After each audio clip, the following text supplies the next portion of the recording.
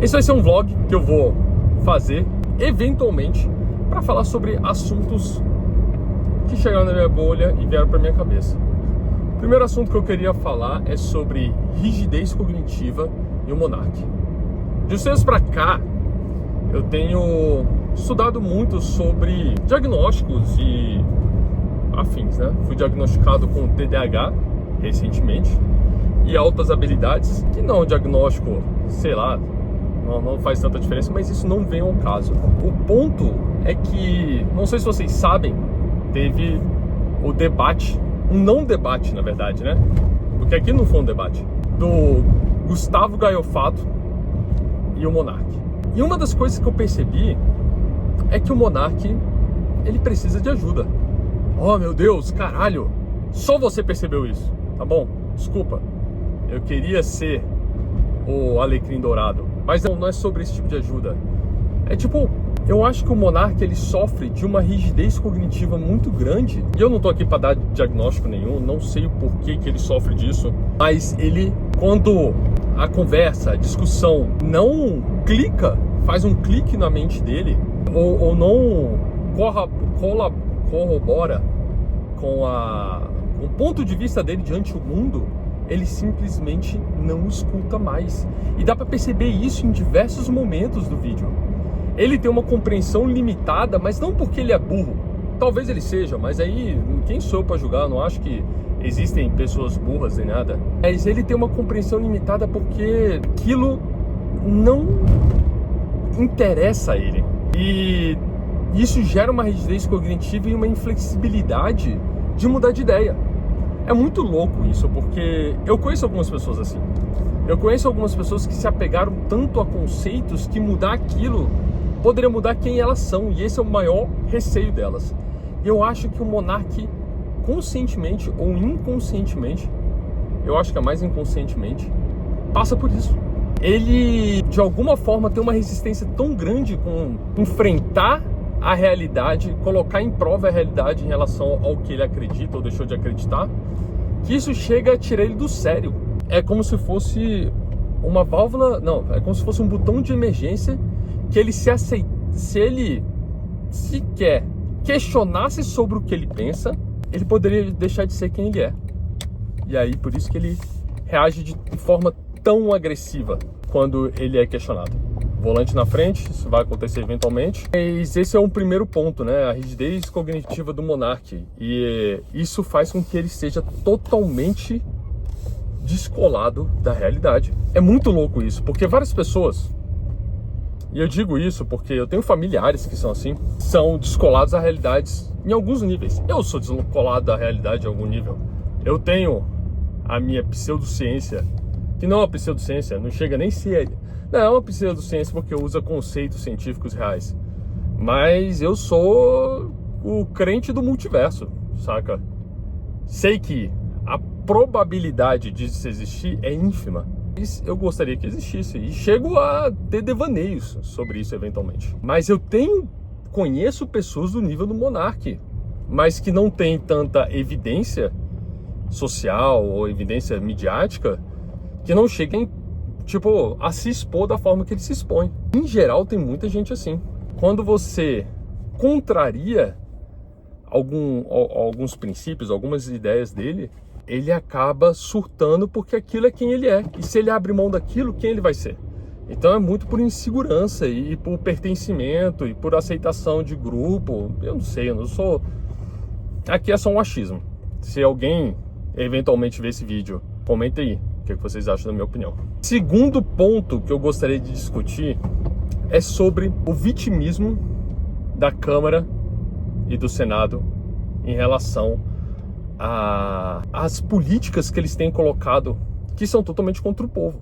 E eu digo povo, e aí talvez aqui fique um viés de esquerda, porque neutro só sabe, eu não sou neutro, eu sou de esquerda, e eu acho que a Câmara e o Senado não estão do lado do povo. Nunca estiveram, na verdade, né? Não do nosso povo. Existem pessoas lá dentro que já estiveram, mas a gente passou por um processo de elitização dos poderes públicos, dos poderes tanto do legislativo quanto do executivo, proteger interesses de elites que o negócio não anda não pra gente, saca?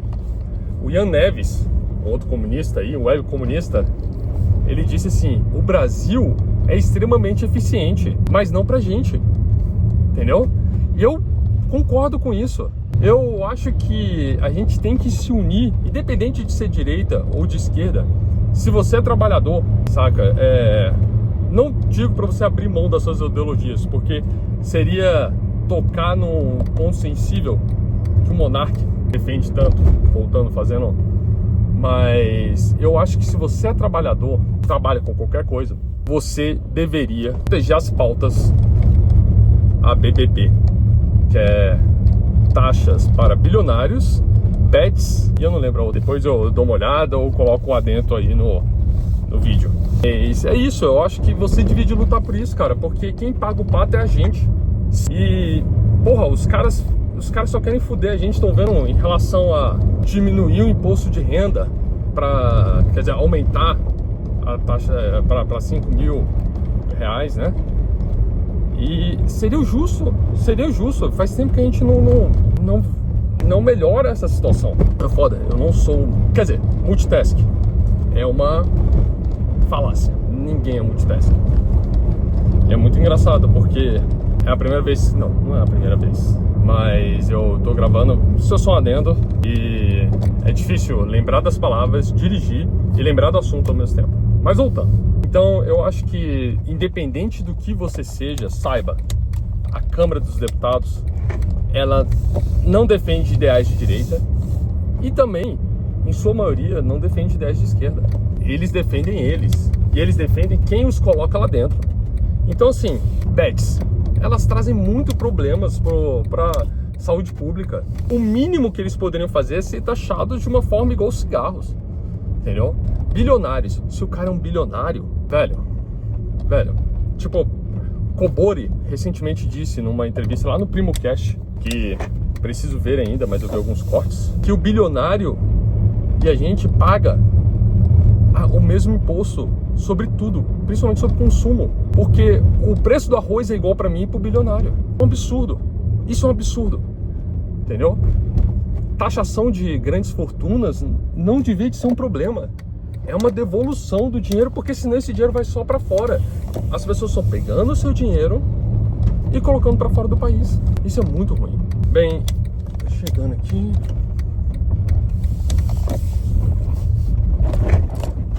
Essa é uma visão leiga desses assuntos.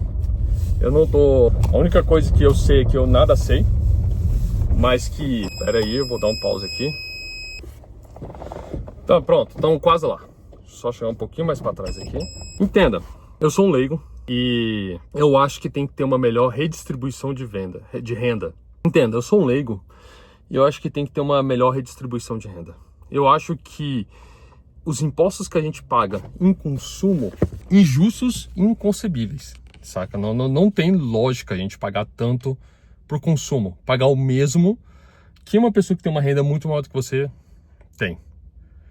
Então, eu acho que o primeiro ponto é taxar grandes fortunas. Primeiro ponto, você tem que começar. E depois ter uma reforma tributária que diminua os impostos sobre o consumo, entendeu? E não, apesar de ser de esquerda, eu acho que o PT hoje é um partido de centro-esquerda para direita liberal, assim, saca? Porque ele fez muitos acordos para poder ser eleito. E essa é uma visão muito limitada, tirada do nada, sem roteiro nem nada, de uma opinião que facilmente pode ser discutida, né? Claro que os meus princípios são sólidos, né? Flexíveis no ponto de fazer com que eu reflita sobre, mas que dificilmente eu mude a base deles, né? Então, talvez aí seja a minha rigidez cognitiva fazendo o gap sobre tudo no final das contas. De toda forma, a Câmara e o Senado são inimigos do povo. Não tem como, entendeu? Eles defendem os interesses de uma elite e que a gente precisa se mobilizar para isso. É isso. 2 assuntos. Espero da próxima vez falar sobre coisas mais leves, como conteúdo nerd. Eu gosto de coisas nerds em geral. Atualmente eu estou no hiperfoco de Magic the Gathering. Caso vocês tenham interesse, me avisem. Eu vou ver se eu edito esse vídeo e posto. Ou vai ficar perdido aqui nas minhas coisas. E é isso, senhores. Até mais.